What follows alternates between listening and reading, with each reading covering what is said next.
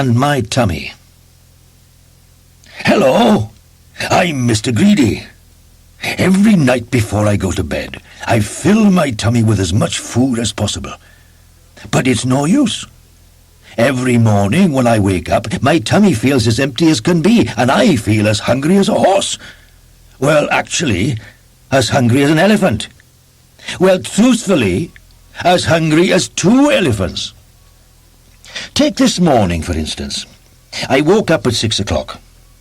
It was my tummy who woke up first. The rest of me was fast asleep. "Come on," he said to me. "Shake a leg." "I'm hungry," he added. My tummy talks to me all the time. You can't hear him, but I can. I groaned and got out of bed. 6 o'clock in the morning is much too early for the rest of me, but not for old tummy. We had our usual breakfast. Toast, 2 slices, cornflakes, 1 packet, milk, 1 bottle, sugar, 1 bowlful, toast, 3 slices, eggs, 3 boiled, toast, 4 slices, butter, 1 dish, marmalade, 1 jar. Bit stingy with the toast, grumbled Tummy. That morning, as usual, I went shopping. As usual, for food. On the way home, I met little Miss Bossy. "You're getting very fat," she said, prodding me sharply in the stomach. "Don't do that," said Tummy. "You need to go on a diet," she exclaimed. Tummy didn't say anything. I think he was a bit stunned. "Where are you going?" she asked me. "Home," I replied. "Home, incidentally, is Roly-Poly Cottage." "For lunch," murmured Tummy. "I'll come with you," said Miss Bossy. I didn't argue. "Right," said Miss Bossy, when we got home. "I'll make lunch. You go and read the paper." So I did. "Come and get it," she called out. So I went into the kitchen, and there it was. My lunch. "I don't believe it," said Tummy.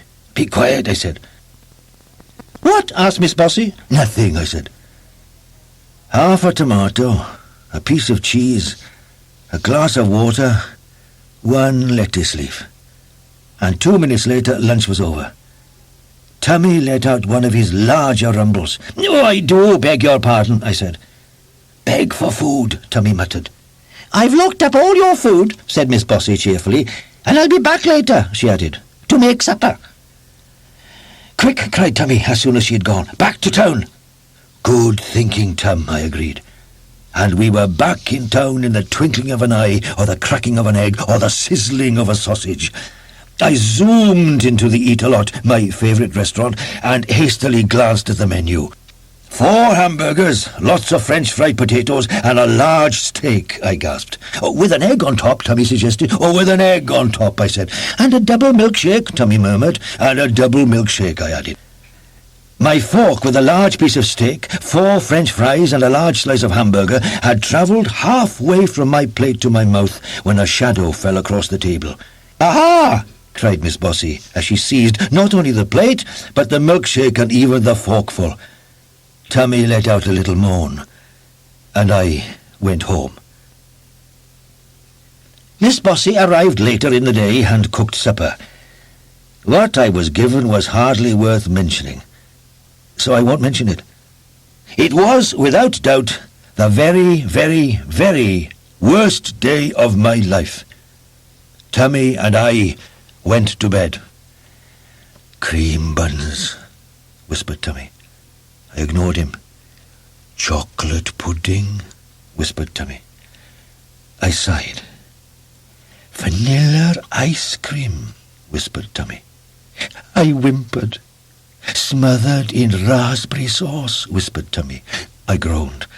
"With a huge, fat, red, juicy, glistening cherry on top," whispered Tummy. "Shut up!" I shouted at the top of my voice. And that's what woke me up.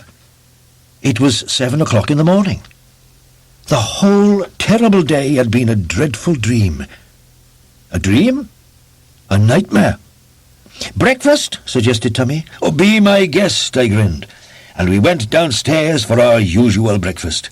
Toast, 2 slices, cornflakes, 1 packet, and the rest. I was about to pop the first hot slice of thickly buttered and even more thickly marmaladed toast into my mouth when there was a knock at the door. "Don't answer it," said Tummy. But I put the slice of toast down and went to the door. It was little Miss Bossy. "You're getting very fat," she said, prodding me sharply in the stomach. "Quick!" shouted Tummy. "Lock the door!"